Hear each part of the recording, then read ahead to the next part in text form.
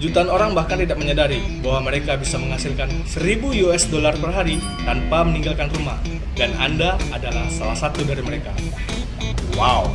Mau menutup sebuah valve itu 50%, dia tinggal klik close 50%, ya kan? Atau opennya ditulis 50%. Maka pipa itu di lapangan sana secara otomatis bergerak menutup sebanyak 50%. Artinya setengah dari keran itu. Bisa dipahami sampai sini? Tapi kalau dengan Epanet tidak bisa. Kalau mau nutup 50% ya budal. Gas, budal. Tutup 100%. Seperti itu. Nah, Epanet ini bersifat offline. Ya. Lalu ini yang kedua. Ini yang wajib kalian temui dan ini insya Allah nggak ada di buku panduan, di buku manual itu. Tidak ada pilihan melakukan undo. Undo ini kalau di Microsoft Word apa sih? Tahu nggak?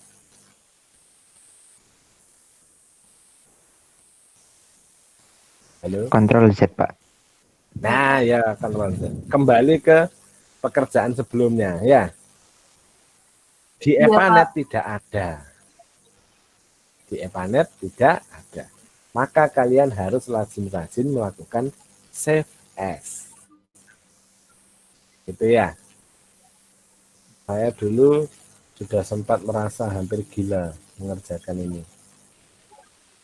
Karena tiba-tiba error gitu ya. Oh, kok hasilnya apian yang sebelumnya. Undo enggak bisa, ya sudah, ulangi. Seperti itu. Lalu berikutnya, nah ini direkomendasikan melakukan save data pada file berbeda bila terdapat perbedaan simulasi yang signifikan. Jadi mulai dari kalian, saran saya silahkan dicatat. Pertama kali mengerjakan, kalian masukkan peta, lalu kalian membuat note di peta itu, di Epanet.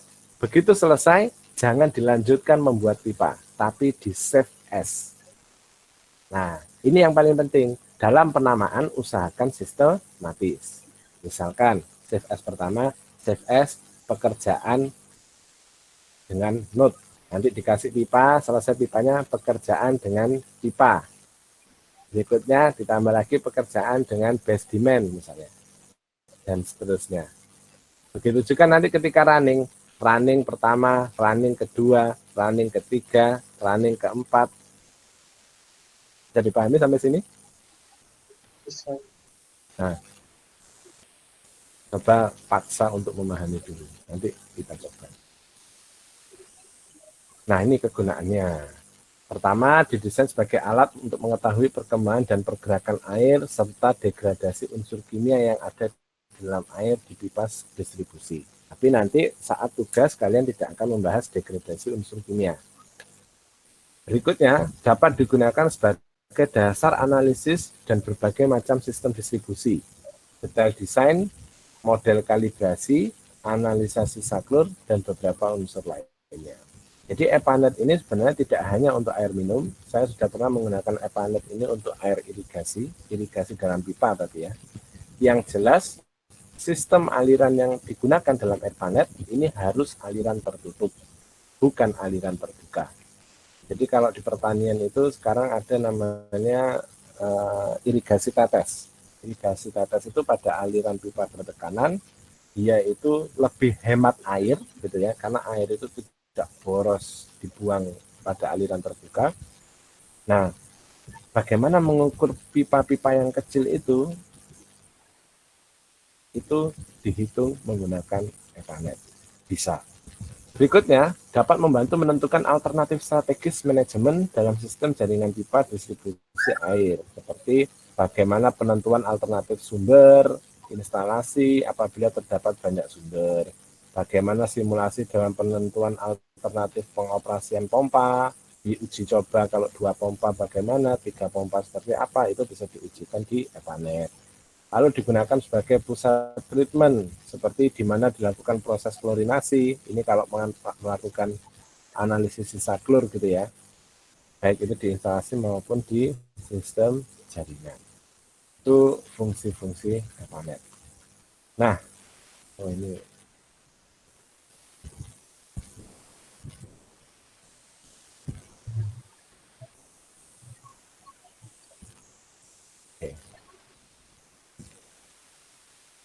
Di EPANET ini ada dua cara kerja, teman-teman. Tolong dicatat. Ada dua cara kerja. Kedua-duanya sama-sama sah. Ini penting banget nih. Yang pertama, dilakukan dengan cara steady flow atau dengan satu kali running, gitu ya. Yang kedua dilakukan dengan time period, dengan periode waktu. Bisa dipahami sampai sini? Ada dua, apa saja? Bisa diulang? Steady flow sama time period, Pak. Steady flow sama time period. Bedanya apa? Ketika kita menggunakan steady flow, artinya kita mengabaikan adanya fluktuasi penggunaan air. Bisa dipahami sampai sini? Padahal kenyataannya orang menggunakan air itu kan tidak rata, 24 jam misalnya 40 liter per detik. Ya kan? Tapi dia ada fluktuasinya. Misalnya saya mulai setiap selama Ramadan ini saya mandi subuh misalnya, atau saya mandi jam 6, lalu nanti saya mandi lagi jam 3 sore, ya kan? Itu kan penggunaan air paling banyak bagi saya. Di saat mandi itu saya juga boker sekalian, maka penggunaan airnya lebih besar. Ya di dua waktu itu penggunaan air saya itu paling besar. Bisa dipahami sampai sini? Bisa, Pak. Nah, maka sebenarnya penggunaan air itu ada waktunya, ada jangka waktunya. Nah, kalau kita menggunakan steady flow, perbedaannya ini yang paling mendasar, ini sering sekali kesalahan ini dilakukan gitu ya. Dan dampaknya besar dalam perencanaan.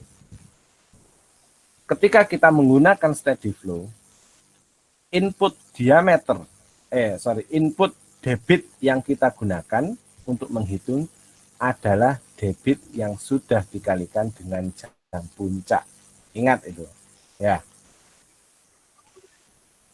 Debit yang sudah dilakukan dengan jam puncak.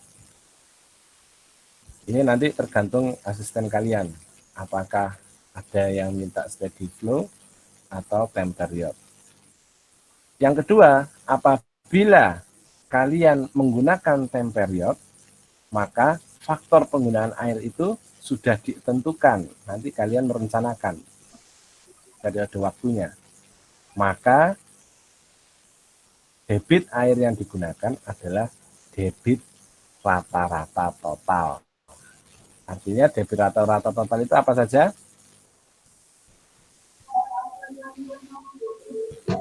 Jumlah penduduk Debit domestik, ya kan? Ditambah debit non domestik, Pak. non domestik, ditambah Jumlah kebocoran. oh ya, kebocoran air. Betul, kebocoran air. Tanpa, ingat ya, kalau menggunakan time period ini, tanpa dikalikan dengan faktor jam puncak. Jadi pahami ya? Karena nanti jam puncak itu akan dihitung jam 1 faktornya berapa, jam 2 faktornya berapa, jam 3 faktornya berapa. Sehingga nanti dalam program itu ketika di running dan di play gitu ya, pattern waktu ini, maka dia itu akan terlihat kecepatan aliran itu berubah-ubah gitu ya. Pada saat jam puncak kecepatan alirannya lebih besar, pada saat bukan jam puncak kecepatan alirannya lebih kecil, dan seterusnya. Bisa dipahami sampai sini? Nah, output datanya nanti seperti ini, EPANET itu. Jadi ada jaringan pipa gitu ya, lalu di node-nya ini, titik-titik ini adalah node-node yang sudah dibuat, ada indikatornya terkait tekanan, lalu di pipa ada indikatornya terkait kecepatan. Seperti ini nanti output datanya. Lalu komponen. Dalam EPANET ini ada dua komponen, teman-teman. Ada komponen fisik, ada komponen non-fisik. Komponen fisik ini adalah komponen yang ada di lapangan dan bisa kalian temui. Saya sudah pernah menjelaskan ini di kelas sebelumnya? Belum, Pak. Oke. Komponen fisik ini adalah yang bisa kalian temui di lapangan. Contoh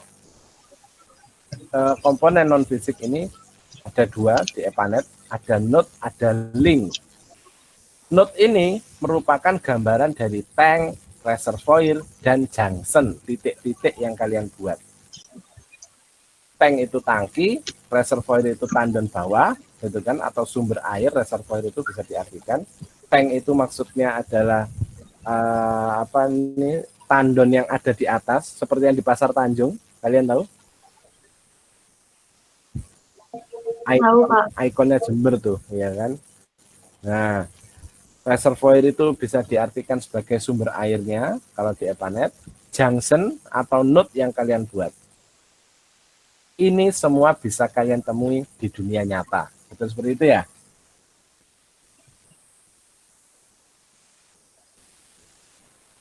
Paham sampai sini maksud saya bisa di dunia nyata? Ya, artinya ini adalah hasil pekerjaan kita. Lalu ada link, istilahnya link kalau di EPANET. Link ini merupakan penghubung antar node serta gambaran dari pipa, gitu ya, pompa, katup, dan berbagai aksesoris lainnya yang diletakkan di antara dua node. Pipa itu kan ada di lapangan, ya kan ya. Nah, ada juga komponen non fisik.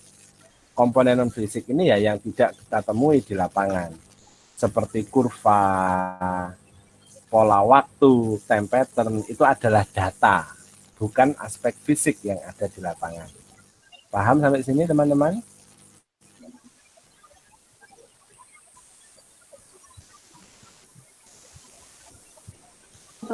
Bisa dipahami ya dua hal ini. Mengapa dua hal ini penting? Karena mengetahui apa itu komponen fisik dan non fisik itu artinya nanti EPANET ini bukanlah ujung dari pekerjaan kita. EPANET ini hanya sebagian dari pekerjaan perencanaan air minum. Komponen fisiknya harus kita realisasikan sebagai data bill of quantity, ya kan, untuk selanjutnya diketahui RAB-nya. Komponen non fisiknya harus kita keluarkan sebagai data yang dilampirkan pada dokumen perencanaan kita. Bisa dipahami sampai sini?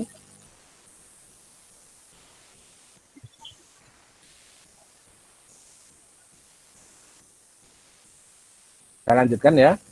Bisa. Nah, berikutnya ada membuka program dan setting program. Ini langsung saya buka saja ya.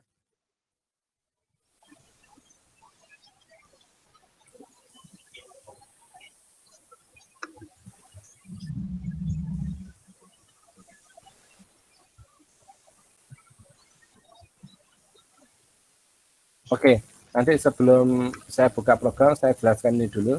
Mungkin saya takutnya kelewat. Ini ya, time pattern ini ada time pattern. Ini fluktuasi waktu penggunaan air. Junction ini nama node, ya kan? Pipa ini pipa kita, gitu ya. Ada koefisien kekasarannya. Ini ada 110 sampai 120 untuk plastik PVC. Untuk galvanis 120, 110 sampai 120 untuk pipa baja, dan seterusnya. Roughness ini artinya kekasaran dinding pipa. Bila pipa itu baru, kekasarannya yang paling rendah yang digunakan. Bila pipa itu sudah pipa lama, maka kekasaran yang paling tinggi yang kita gunakan. Karena untuk mempertimbangkan kerak. Oleh karena itu, kalian sekarang itu punya skill GIS, tetap diasah saran saya ya. Karena nanti di PDAM itu atau saat kalian kerja praktek itu ada pekerjaan teman-teman, namanya itu inventarisasi aset namanya. Itu proyek baru yang sekarang lagi banyak dikeluarkan oleh perusahaan daerah air minum hari ini. Inventarisasi aset ini kita mencari di mana letak pipa dan berapa umurnya, berapa diameternya, bahannya apa, ketebalannya berapa.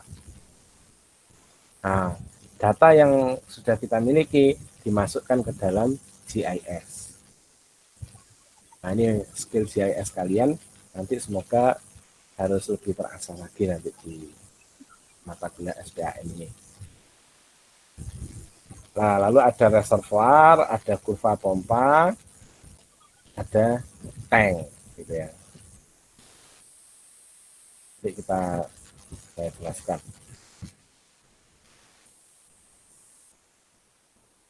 Oke, sekarang saya buka langsung EPANET-nya. Semuanya sudah install EPANET-nya? Sudah. Sudah, Pak. Saya buka new. Ya.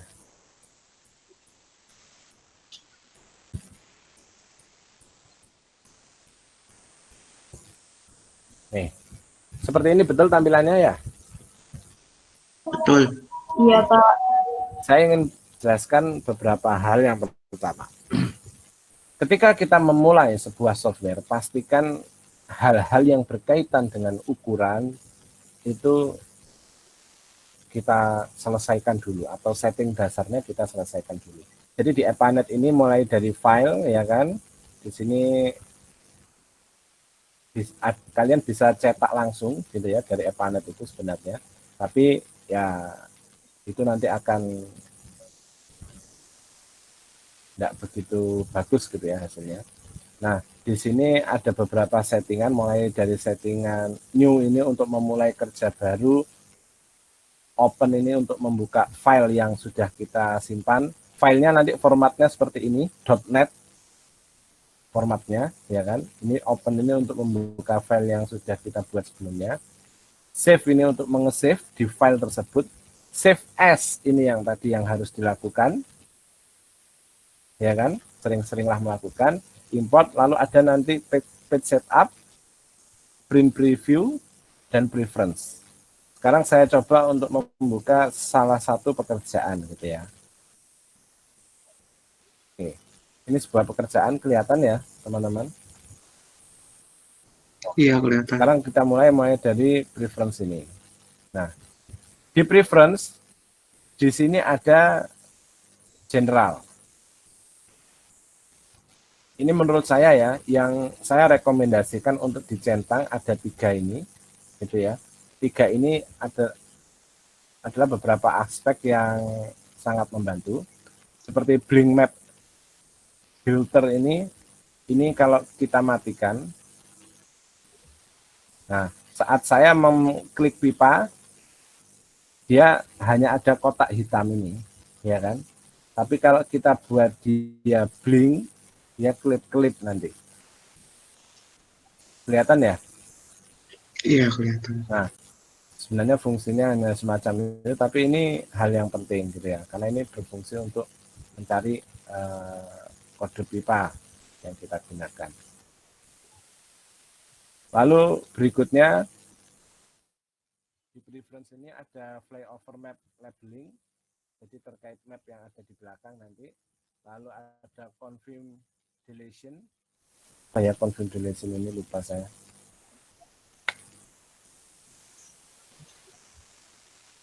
Aduh, lupa saya ini confirm deletion. Tapi confirm deletion ini kalau kita matikan,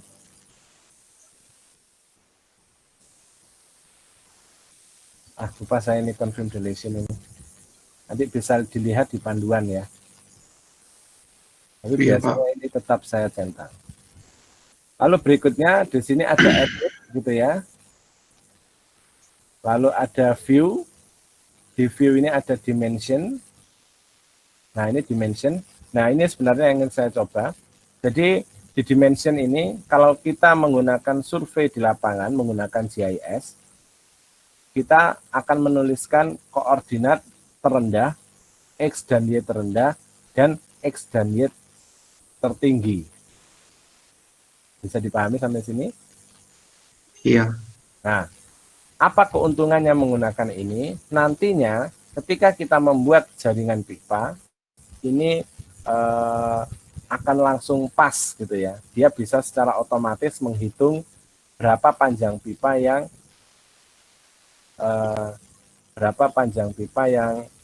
kita gunakan tanpa harus menginputkan secara manual. Bedanya itu.